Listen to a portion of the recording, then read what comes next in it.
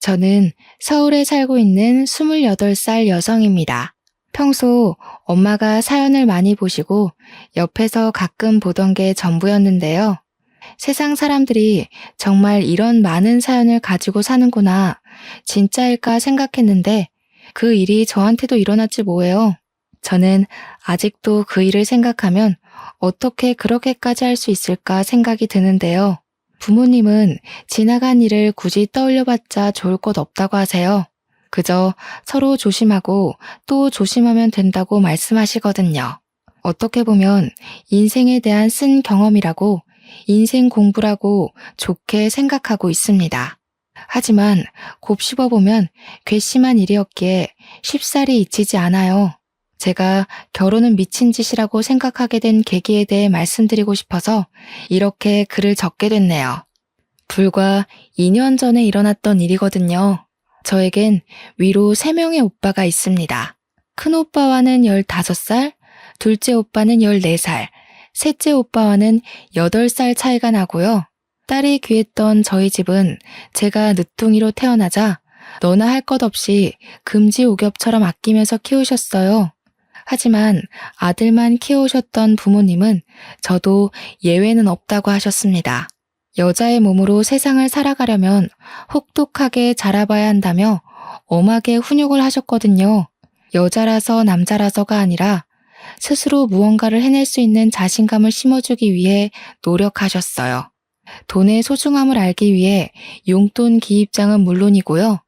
한 달에 10만 원을 용돈으로 주셨는데 모자란 돈에 대해서는 각자 알아서 해야 한다는 룰이 있었습니다. 결국 내가 필요에 의해 생긴 부분은 어떤 방식을 사용해도 상관없으니 아르바이트를 하던 대회에 나가 상금을 타던 극복해 나가보라고 하셨죠. 가격이 조금 나가는 전자기기를 산다거나 휴대폰을 바꾸거나 할 때에는 그 물건이 왜 필요한지 조목조목 따져 엄마 아빠가 들었을 때 납득이 가야 허용이 됐고요.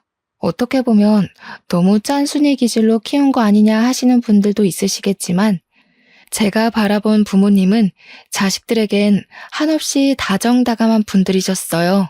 공무원이셨던 부모님은 얼마 전에 정년퇴직을 하셨습니다. 집 근처 학교 앞에서 작은 분식집을 차리셔서 제2의 인생을 보내고 계세요. 자식들에게 먹인다는 마음으로 직접 새벽장을 봐오셔서 음식을 하십니다.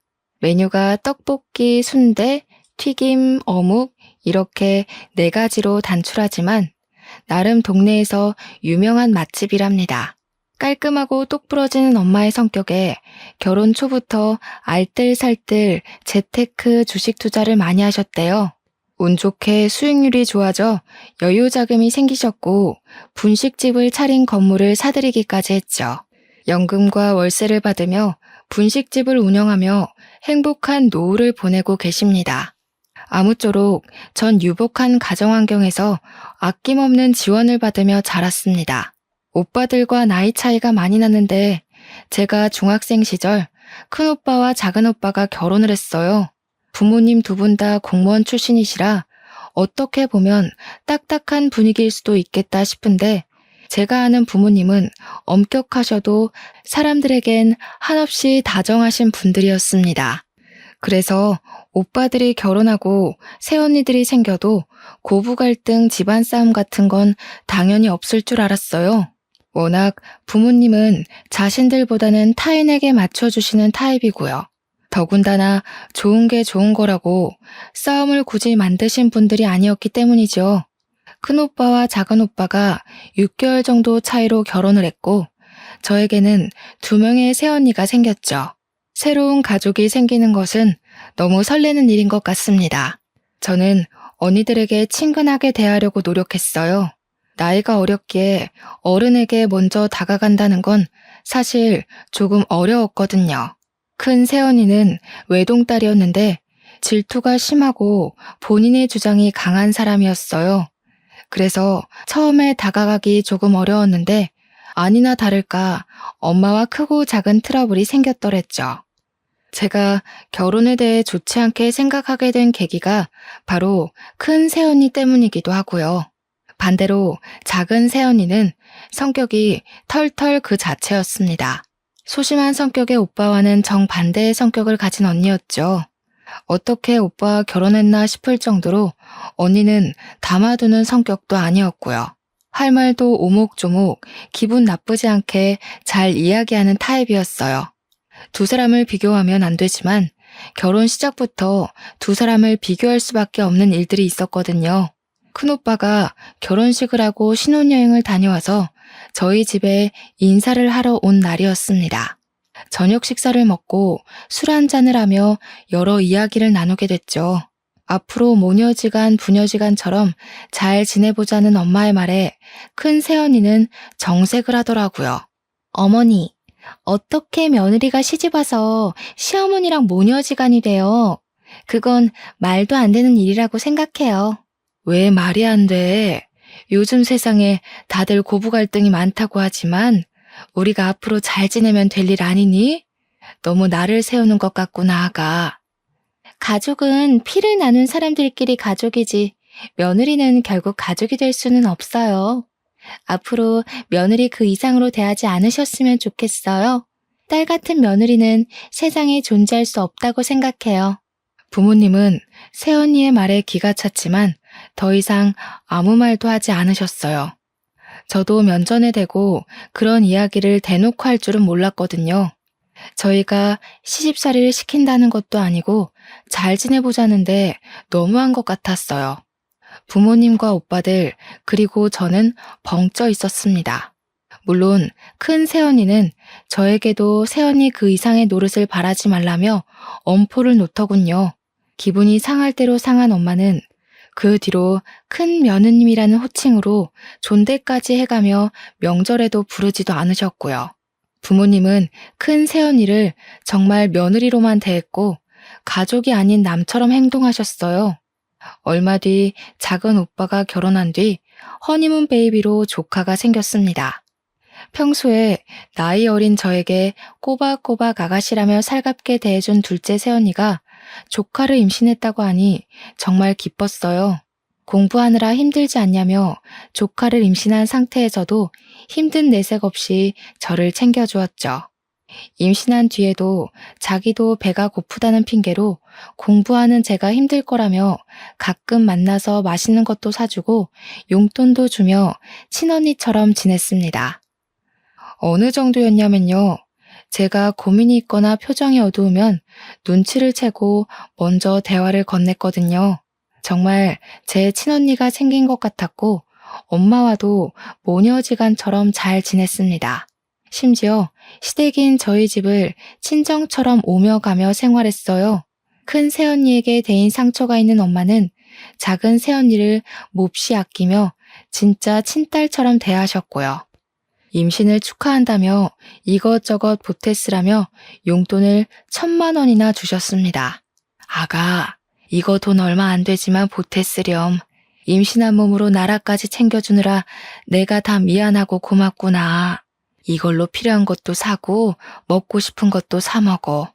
맨날 나라만 사주지 말고. 어머니, 뭐 이런 걸 다 주셔요. 저희도 돈 벌고 오히려 저희가 더 드려야 하는데요. 나라 아가씨도 아직 학생이고 대학교 들어가려면 돈도 많이 필요한데 그때 보태지 않으시고요. 요즘 조리원 비용이 만만치 않은데 아이 낳고 보약도 지어먹고 하려면 이 돈도 모자라. 엄마가 준다 생각하고 넣어도. 그렇게 시간이 흘러 어여쁜 조카가 태어났습니다. 엄마는 10분 거리에 사는 작은 오빠네로 가서 밤낮으로 아이 케어를 도와주셨어요. 작은 새언니가 혼자만의 시간도 갖고 조금이라도 푹 쉬어야 한다며 저도 가끔은 언니와 조카가 보고 싶다는 핑계로 학교가 끝나면 언니가 좋아하는 달달한 커피와 간식거리를 사서 갔고요. 너무 자주 가서 나중에는 작은 오빠에게 싫은 소리도 듣긴 했지만 저는 정말 행복했거든요. 첫 조카가 태어난 지 100일쯤 됐을 때 큰오빠네도 임신 소식을 알려왔습니다.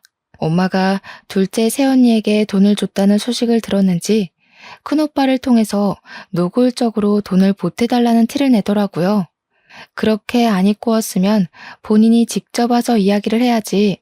몸이 힘들다는 이유로 큰오빠만 보내서 대뜸 돈 달라고 하니 어린 저였어도 정말 당황스럽더라고요. 사실 큰오빠는 똑부러지는 성격이 아니었는데 약간 휘둘리기 좋은 성향이거든요. 큰 새언니가 얼마나 달달 볶아댔으면 큰오빠는 임신 소식을 알린다는 핑계로 오랜만에 집에 왔습니다. 분명 가면 뭐라도 말이 있을 테니 가봐라 했겠죠. 엄마, 둘째네도 조리원비 보태주셨다면서요? 저 이번에 이직하고 집사람도 직장 그만두고 돈이 조금 부족할 것 같아요. 저희한테 둘째네한테 해주신 것처럼 똑같이 지원해 주시면 안 돼요? 아이고, 이제 별의 별꼴을 다 보는구나. 그런데 어쩐대요? 가족도 아닌 사람한테 그렇게 큰 돈을 어떻게 보태줄 수 있을까? 차용증이라도 쓰고 가면 내 얼마든지 주마. 그래도 엄마 맏며느리인데 너무 차별하시는 거 아니에요?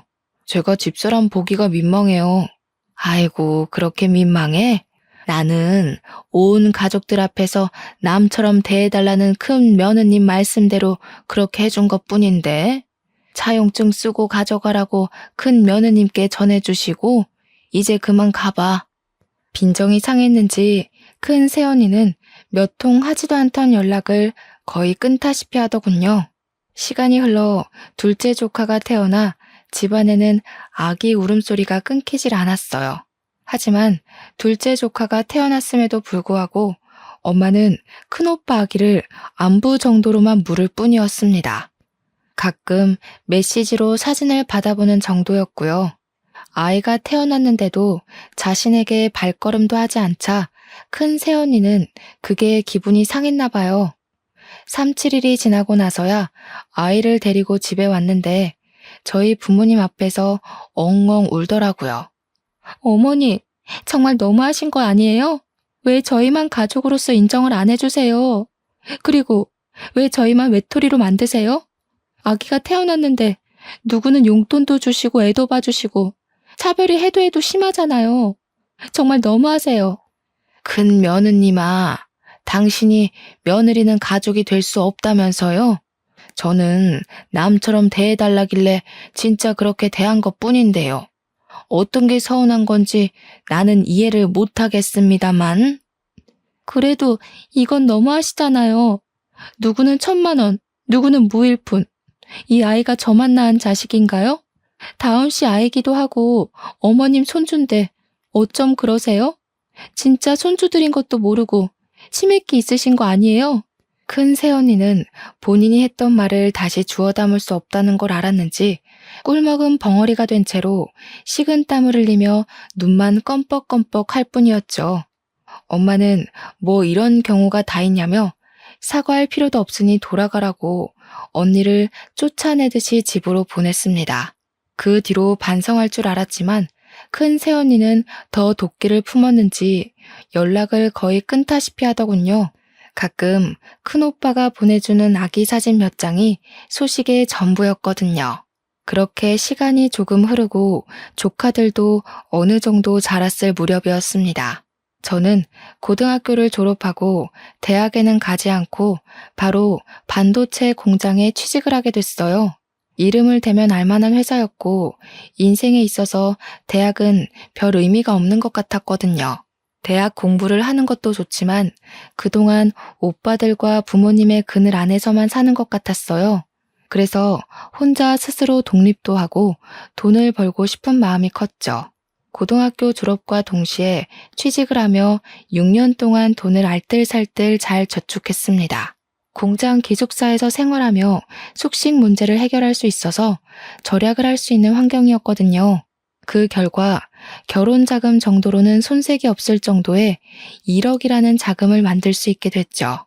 어느 날 거의 연락을 주고받지 않던 큰 새언니가 남자를 소개해주겠다고 연락을 해오는 게 아니겠어요. 어른이 해주는 소개고 쉽사리 거절을 하지 못했던 저는 알겠다고 대답했어요. 며칠 뒤 소개팅 날 잔뜩 힘을 주고 약속 장소에 나갔어요. 아마 이때 소개팅을 한 것이 제 인생의 가장 큰 실수가 아닐까 생각되네요. 아무튼 소개팅에서 만난 남자는 생각보다 준수하고 젠틀하게 생긴 외모였어요. 키도 크고 누가 봐도 좋아할 만한 훈남 스타일이었거든요.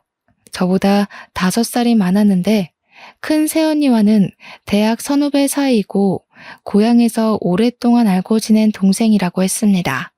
현재는 강남에 있는 유명 로펌에서 근무하는 송무 직원이라고 했어요. 다정다감한 말투와 행동, 몸에 배어있는 매너까지 뭐 하나 흠잡을 곳 없는 사람이었습니다. 제가 대학을 안 나왔고 돈을 벌기 위해 바로 취직했다는 말까지 했는데도 사람마다 관점의 차이고 생각의 차이는 있길 마련이라며 무슨 상관이냐고 말하더군요. 어느 정도 자기 주장이 있고 사람을 생각할 줄 안다고 판단돼 호감이 생겼습니다. 그렇게 연락처를 주고받은 뒤 몇 번의 만남 끝에 연인 사이로 발전하게 되었죠. 큰 새언니에게 좋은 사람을 만나게 해줘서 고맙다며 연락을 했고 저희는 1년 정도의 연애를 한 뒤 자연스레 결혼 이야기가 나왔어요. 양가에 인사를 드리고 강남에 있는 모 호텔 식당으로 상견례 약속을 잡았습니다. 상견례를 하는데 굳이 큰 새언니가 같이 오겠다고 하는 거 아니겠어요? 길을 눌러줘야 된다나 뭐라나. 심지어 첫째 오빠는 출장 가야 되는 날이라 안 오는데 자기는 꼭 가야겠다고 고집을 피우는 겁니다. 둘째 새언니는 아이도 있고 제가 부담될까봐 안 오겠다고 했고요. 엄마가 오빠들이 바빠서 못 가니 새언니라도 같이 가자며 말씀하셨어요. 같이 가서 나쁠 거 없다고요. 결국 부모님, 저, 큰 새언니가 상견례 장소에 같이 가기로 했죠. 떨리는 마음으로 부모님과 약속 장소로 갔고 저는 너무 긴장된 나머지 화장실을 다녀오겠다 말하고 잠시 자리를 비우게 됐습니다. 화장실에서 화장도 고치고 마음을 다잡고 나가려는데 누군가 저를 붙잡는 게 아니겠어요? 서빙을 하던 여직원이었는데 예비 남편의 이름을 말하며 어떻게 알게 된 사이냐고 물어보는 거예요. 생전 처음 보는 여자가 예비 남편에 대해서 이야기하니 조금 당황스러웠죠. 저는 곧 결혼할 사이라고 얼떨결에 대답했고요. 여직원은 저에게 혹시 소개해준 사람이 김지연이냐며 큰 새언니의 이름을 말하는 게 아니겠어요? 제가 새언니는 어떻게 아냐고 무슨 소리냐며 되묻자 그 여자는 오해하지 말고 들으라고 하더니 차근차근 말을 해주었습니다. 사실은 저 이도훈 사장님 가게에서 일하던 종업원이에요. 제가 사정이 어려웠는데 사장님이 도와주신 덕에 그 술집에 취직하게 됐거든요. 이것저것 잘 챙겨주셔서 저도 모르게 마음이 생겼는데 얼마 뒤 애인이라며 김지연 씨를 데리고 왔어요. 네? 도훈 씨는 로펌 송무 직원인데요. 다른 사람이랑 착각한 거 아니에요? 그쪽이 잘못 알고 있어요. 그 사람 5년 전부터 대학가 근처의 술집 사장이에요. 그쪽 새언니랑 연인 관계였고 제가 직접 둘이 모텔을 들어가는 것도 봤다고요. 제가 알고 있다는 걸 눈치챈 그 이후로 저를 단칼에 자르더라고요. 이후에 일하게 된 곳이 여기 호텔 식당이고요. 증거 있어요? 거짓말 마세요. 사람 잘못 보셨겠죠. 도훈 씨가 그럴 리가 없어요. 무슨 근거로 이런 말씀을 하시는 거죠? 제 말을 믿는 게 좋을 거예요. 제가 그쪽 인생 구해주는 거라고요. 방금 5분 전에도 그 남자가 저한테 뭐라고 그랬는지 아세요? 옛날 기억은 다 잊으라고. 지금 중요한 자리니까 입 함부로 놀렸다가 너 죽고 나 죽는다며 입 닫으라고 협박했어요. 제 말이 안 믿기시면 방금 녹음한 것도 있는데 한번 들어보시던가요. 종업원은 저에게 사진과 동영상 그리고 녹음 파일을 들려주었어요.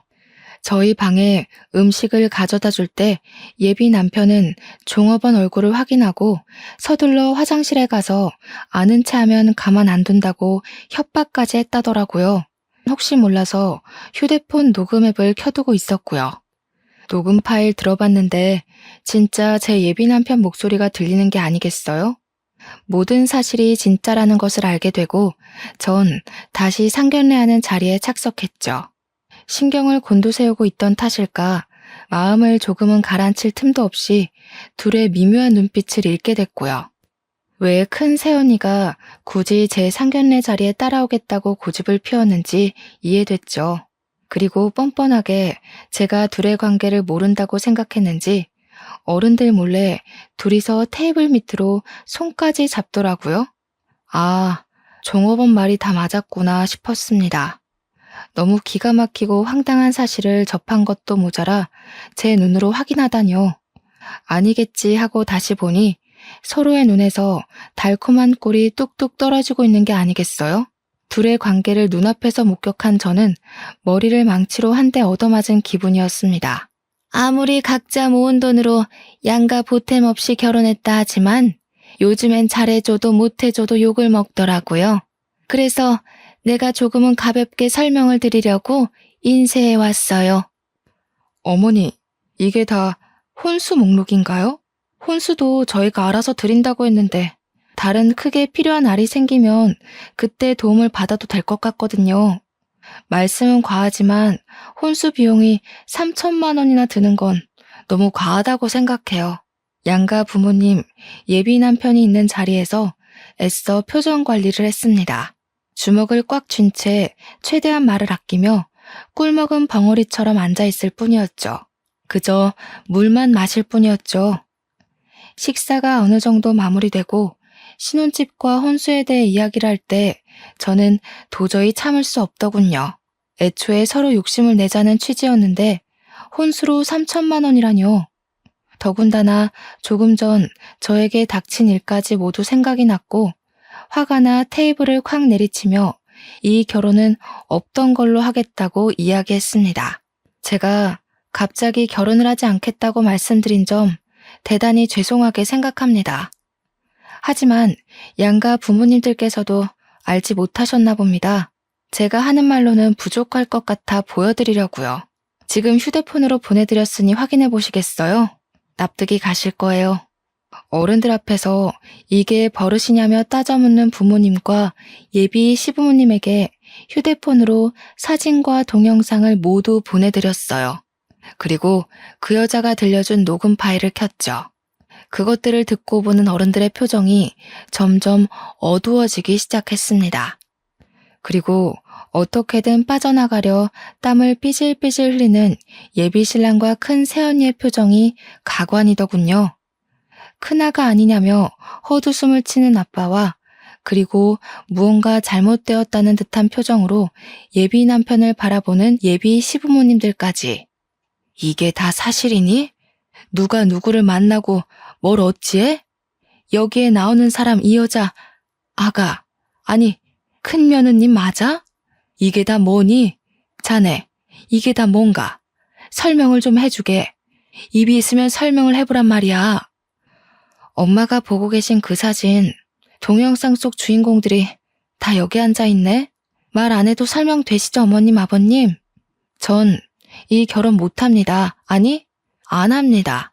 결혼은 없던 걸로 하고 저 먼저 일어날게요. 아니, 사돈어른, 이건 무슨 오해가 있는 게 분명합니다. 일단 진정하시고 자리에 앉으시죠. 중요한 날인지라. 오해요? 이렇게 사진에 떡하니 두 사람이 있는데 오해요? 이걸 보고도 그런 말이 나옵니까? 이런 경우 없는. 얘 나라야. 일단 집에 가서 이야기하자. 큰 며느님, 내일 아름이 출장에서 돌아오거든 당장 집으로 오세요. 그렇게 상견례 자리는 파투가 나고 다음날 부모님은 큰오빠네 부부를 호출하셨습니다. 부모님은 어떻게 된 일인지 들을 이유도 없다고 하셨어요. 당장 둘이 이혼하던지 시댁과 연을 끊든지 하라고 말씀하셨죠. 도대체 어떻게 살아왔길래 다른 날도 아니고 상견례 자리에서 그딴 일이 생기냐며 엄마는 노발대발하셨고 서방님 될 사람이랑 불륜이 가당키나 하냐며 난리치셨어요. 영문을 모르던 큰오빠는 큰 새언니에게 무슨 일이 있었냐며 상황 설명을 해달라고 되묻기 바빴어요. 큰 새언니는 오히려 악다구니를 쓰며 부모님에게 대들더라고요. 어머니, 말이 나와서 그런데 제가 뭘 그렇게 잘못했어요? 저 가족으로 받아들이지도 않고 남처럼 대할 때는 언제시고, 제가 부모가 없어서 무시하는 거 아니세요? 왜 사랑은 아가씨가 다 받아야 되는 건데요? 큰며느님, 뭔가 단단히 착각하고 있나 본데, 들어봐요. 결혼할 때부터 남처럼 대하라고 했던 게 누구죠? 남편이랑 자식 두고 시누이 남편 될 사람이랑 불륜이나 저지르는 게 자랑인가요? 네가 감히 내 아들이랑 딸한테 이런 짓을 하고도 사람 취급을 받길 바라니? 결혼했어도 이 사람 회사 때문에 집에 잘 들어오지도 않고, 하면 출장에 회사 야근해. 그리고 저한테 사랑을 줘야지. 뭐만 하면 우리나라 우리 막내. 왜 제가 받아야 할 사랑을 다 아가씨가 독차지하는 건데요, 왜? 언니, 양심이 있으면 말을 그렇게 하시면 안 되죠. 그거 언니의 자격지심 아닌가요? 제가 어려서는 잘 몰랐지만 지금은 너무 기가 막힐 따름이네요. 이제껏 언니를 조금이라도 좋은 사람이라고 생각했던 제가 제일 잘못인 것 같네요. 뭐라고요? 그래요. 질투나서 그랬어요. 내가 받을 사랑 다시 가져오고 싶어서 복수하려 했다고요. 아름씨마저 그놈의 나라. 이 집에서 난 아무것도 아닌 게 너무 싫었어요. 알고 보니 이 사단이 난 건 큰 새언니가 가족들의 사랑을 독차지하고 싶어서 저에게 본인의 불륜 상대였던 고향 후배인 예비 남편을 소개해 준 거였어요.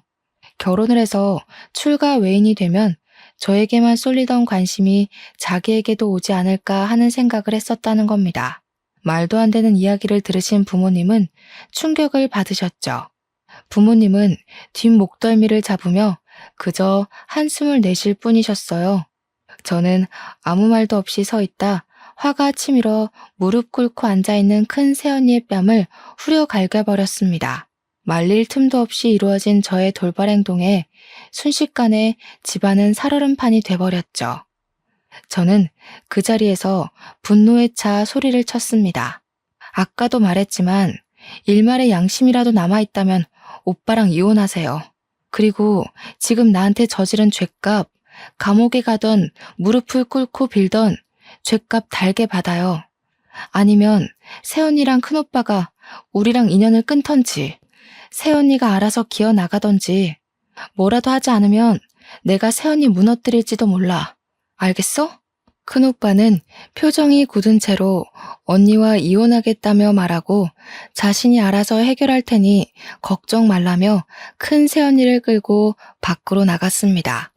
너무 화가 나 주체가 되지 않는 감정에 어찌할 수가 없던 저는 방에 틀어박혀 분노가 섞인 눈물을 흘릴 뿐이었어요. 휴대폰을 꺼두고 모든 연락을 차단하자 그날 저녁 예비 남편이 집으로 찾아오더군요. 무릎을 꿇으며 빌며 미안하다고 사과를 하더라고요. 도훈 씨가 무슨 염치가 있어서 여기로 와? 인간도 아닌 저급한 새끼. 어떻게 사람의 탈을 쓰고 이 엄청난 일을 아무렇지 않게 할 수가 있는 거지? 도대체 어디서부터가 진실이고 거짓이야? 입이 있으면 말을 해보란 말이야. 무조건 미안하다. 나도 처음부터 그럴 생각은 없었어. 내가 순간 어떻게 됐었나 봐. 나라야, 한 번만 봐줄 수 없을까? 내가 다 설명할게. 나도 그 여자한테 놀아난 거라고. 내 말 좀 믿어줘. 미친 거 아니야? 처음부터 작정하고 접근한 거였으면서 지금 이 순간에도 거짓말이 나오니? 너 로펌 송무직원 아니라며. 대학가에 있는 부어비어라는 술집, 그거 네 거라며. 속일 게 없어서 그런 걸로 날 속여? 나라야, 내가 다 설명할게. 정말 나 한 번만 믿어줄 수 없겠어?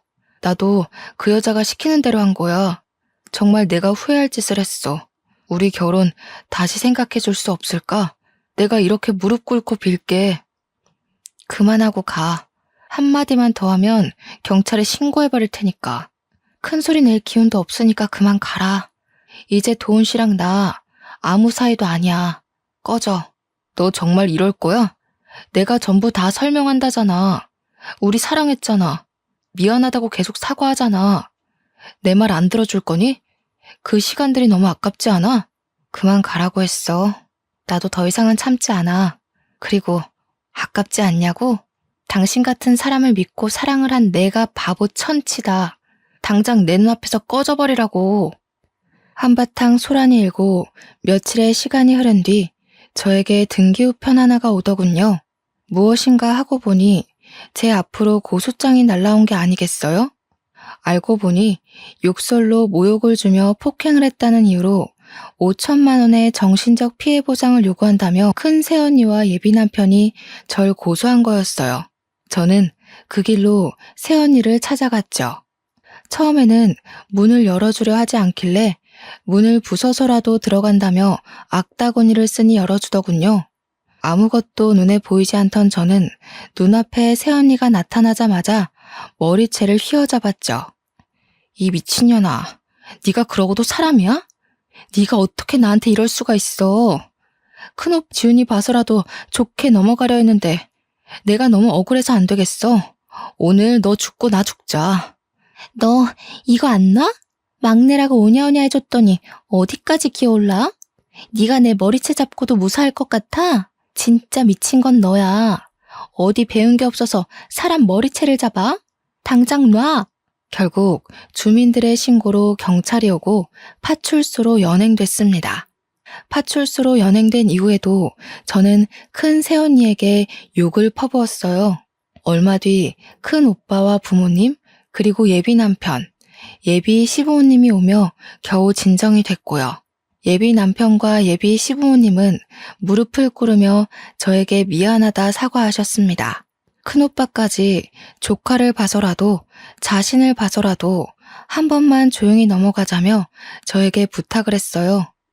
새언니는 아이 이야기가 나오자 그제야 조금 제정신이 들고 뒷감당을 할 자신이 없었는지 눈물바람으로 자신이 정말 미쳤었다며 미안하다고 빌기 시작했어요.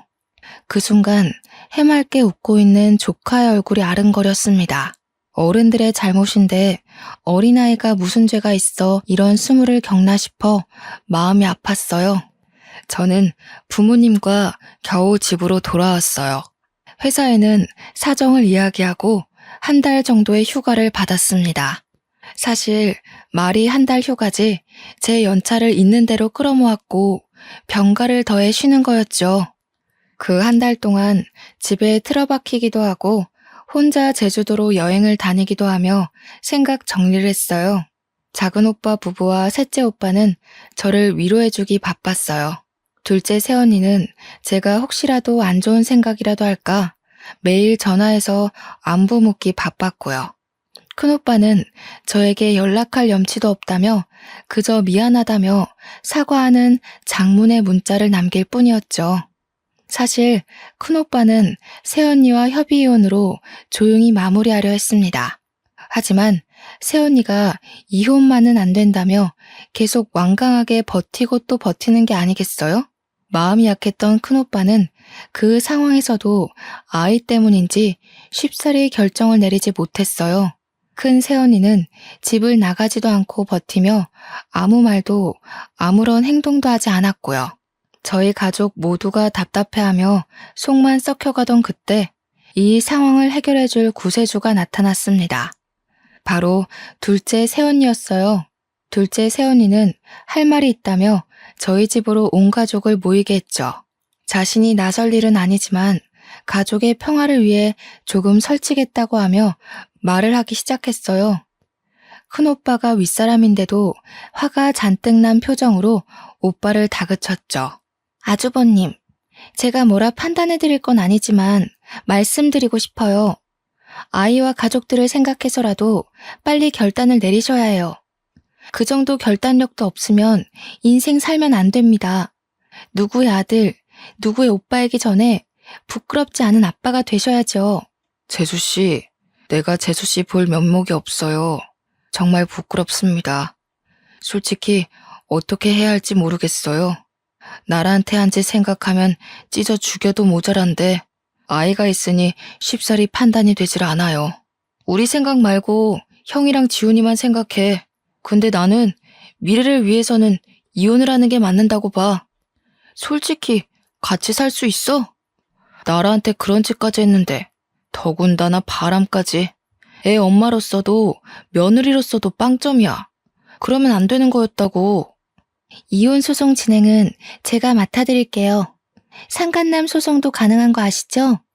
원만하고 깔끔하게 협의 이혼을 하는 게 제일 좋은 방법이지만 저쪽에서 가만히 있질 않으니 저희도 응당한 대가를 치르게 해줘야 한다고요. 나라 아가씨 생각해서라도 제가 그냥은 못 넘어가겠네요. 그러고 둘째 새언니는 상견례 이후 있었던 일을 부모님께 말씀드렸어요. 부모님은 그런 일이 있었으면 진작에 말을 하지 그랬냐며 절 나무라셨죠.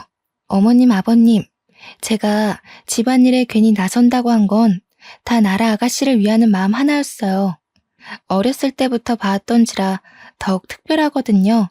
형님이 저희를 얼마나 속인 건지, 저희가 모르는 무언가가 더 있는지 제가 직접 알아볼 겁니다.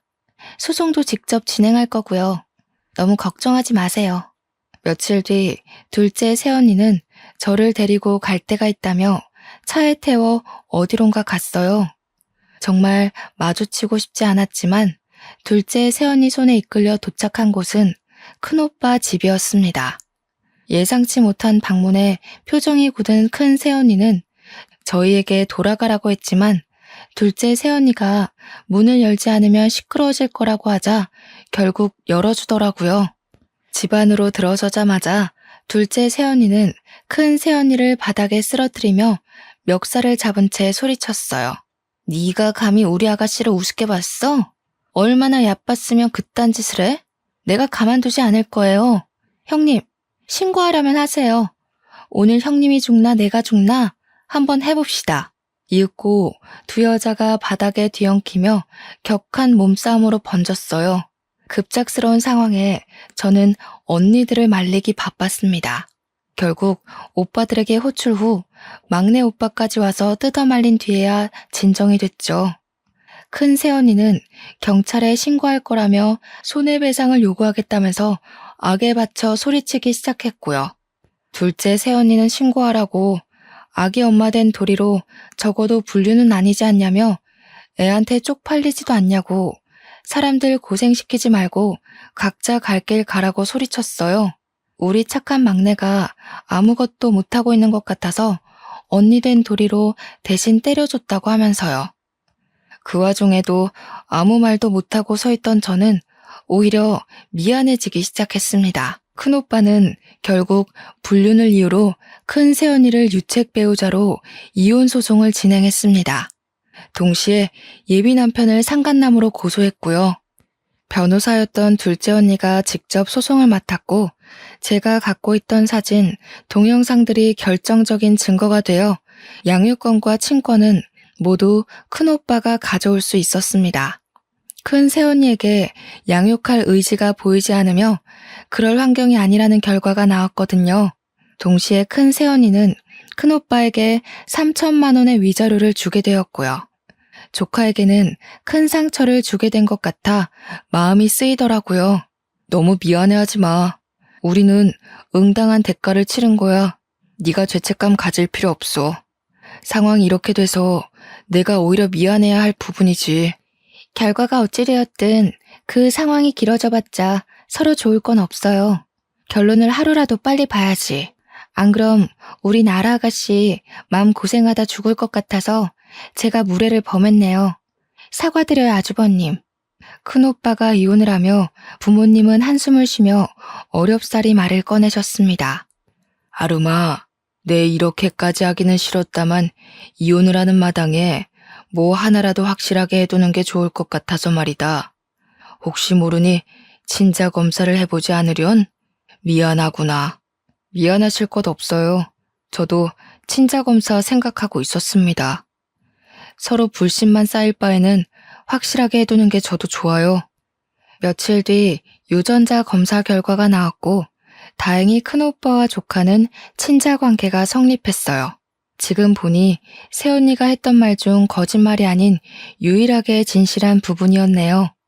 이혼 후 큰오빠는 조카를 부모님께 잠시 맡기고 일부러 해외 지사에 근무 신청을 해서 싱가포르로 떠났습니다.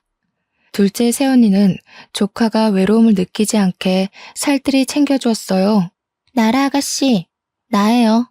아직도 내가 많이 밉죠? 아마 그 감정 오래 갈 거예요. 아가씨를 처음 봤던 그날부터 지금까지 나는 아가씨를 그저 부러워만 했던 것 같네요. 식구들의 사랑을 독차지하는 아가씨를 보면서 나도 저렇게 사랑받고 싶다는 생각이 간절했었어요. 나도 어릴 때 부모님이 일찍 돌아가셔서 그런가 사랑이 많이 고팠나 봐요. 그러면 안 되지만 나한테는 아가씨가 방해만 되는 것 같아 솔직히 아가씨가 많이 미웠어요. 지금은 내가 잘못했다는 걸 깨닫고 물러나지만 굳이 아가씨에게 미안하다는 말은 하지 않을게요. 그동안 고마웠고 앞으로 좋은 사람 만나 잘 살길 바래요. 이 못난 큰 새언니, 아니 저를 훗날에 다시 만난다면 스쳐 지나가도 모른 척 해주세요. 잘 지내요. 큰 새언니는 이혼 후 저에게 처음이자 마지막으로 장문의 문자를 남기고는 그 뒤로 연락이 두절되었어요. 어디서 사는지 무얼 하며 사는지 알 수가 없더라고요. 큰오빠의 말로는 프랑스로 건너가 새로운 일을 시작할 것 같다고 하더라고요. 그렇게 사건은 마무리가 되었습니다. 저는 충격의 여파로 인해 잠시 방황을 했는데요. 휴가 기간 동안 결국 공장을 그만두고 1년 동안 백수로 살았어요. 아무것도 하지 않고 책과 텔레비전을 보며 집에 처박혀 있어 보기도 하고 제주도에서 한 달 정도 살아보며 생각 정리도 하고 어느 날은 하루 종일 미친 듯이 운동을 하기도 하며 지친 심신을 달래기 바빴죠. 더 이상 이렇게 살면 안 될 것 같고 내 인생이 너무 낭비되고 있다는 생각이 번쩍 들었어요. 부모님과 다른 가족들을 생각해서라도 이러면 안 되겠다 생각했죠. 어느 정도 마음 정리를 끝내고 국내에서 알아주는 반도체 회사에 하청업체에 원서를 넣어서 한 번에 합격했습니다. 똑같은 공장 생산 라인 업무였지만 이전에서 근무했던 경력을 인정받았어요. 전 그동안의 상처를 잊기 위해 누구보다 열심히 일에만 몰두하게 되었고 2년 동안 근무 평점을 좋게 받아 본사 사무직으로 전환될 기회도 얻을 수 있었습니다. 그러다가 운이 좋게 반도체 회사에서 우리 업체의 직원을 추천해달라는 협력 공문이 들어왔는데요. 부서 팀장님의 추천을 받아서 서울에 있는 대기업에 입사할 수 있었습니다. 입사한 뒤에도 저는 맡은 프로젝트를 성공리에 마무리하여 진급도 빨랐어요. 상여금도 두둑이 받고 온전히 저로서 인정을 받아 가기 시작했죠. 입사한 지 2달 정도 되었을 무렵에는 이번 달 우리 회사 우수사원으로 선정되어 표창장까지 받았고요. 수수한 외모 덕에 회사 홍보 모델도 해보고 재미있게 생활하고 있어요. 비 온 뒤에 해 뜰 날이 온다고 하더니 파혼으로 힘든 시기를 다 지나고 그걸 잊기 위해 열심히 일만 했더니 최근 3년 동안 저한테 좋은 기회들만 찾아오는 것 같아 기분이 좋았어요. 마치 고생했으니 앞으로 꽃길만 걸어라 하는 보답의 느낌이랄까요? 시간이 지난 지금 결혼은 저에게 사치라는 결론을 내렸습니다. 마음이 맞는 좋은 사람이 나타나면 결혼을 얼마든지 생각해 볼 수 있겠지만요. 굳이 결혼을 해야 할까? 하는 생각이 들곤 해요. 가끔 부모님은 사람은 사람으로 잊어야 한다며 좋은 사람을 자꾸 소개해주겠다 하세요. 저는 매번 거절 중이고요. 부모님의 속은 약간 타들어가시겠지만 저를 이해해 주시지 않으실까요? 당분간은 제가 원하는 대로 즐기는 인생을 살아보려고 합니다. 막내 오빠도 이번 사태를 보며 자신도 결혼에 대한 생각이 사라졌다며 공감한다더라고요. 원하는 일이 있거나 평소 해보지 못했던 일을 하며 살라고 조언도 해주었고요. 저 혼자 벌어서 저 혼자 잘 먹고 잘 사는 것도 나쁘지 않다고 생각합니다. 사람은 사람으로 잊어야 한다는 말이 있죠. 저희 부모님도 요즘 들어 자주 하시는 말이지만 어느 정도 일리는 있는 것 같아요. 하지만 저는 이번 일로 결혼 말고도 사람에 대한 공포심도 생긴 것 같네요. 열심히 극복하며 현재 회사는 안정적으로 잘 다니고 있고요. 그림과 책에 관심이 생겨 동호회에도 가입하며 꾸준히 활동하고 있습니다. 저의 지친 마음을 안정과 여유를 찾아주는 좋은 취미라 생각해요. 저처럼 이런 기구한 사연이 또 있을지는 모르겠지만 비슷한 사연을 가진 사람이 있다면 슬퍼하지 말고 돌파구를 빨리 찾아 극복해내셨으면 하네요. 나에겐 늘 어두운 일만 생겨 헤쳐나가기 어려울 거야 하는 생각 말고 조금 더 긍정적으로 생각해보면 어떨까요? 나에게 주어진 이 시련들은 훗날 나를 더 단단하게 만들어줄 거야 라고요. 제 사연이 많은 공감과 위로가 되길 원하며 긴 글을 읽어주셔서 감사드립니다.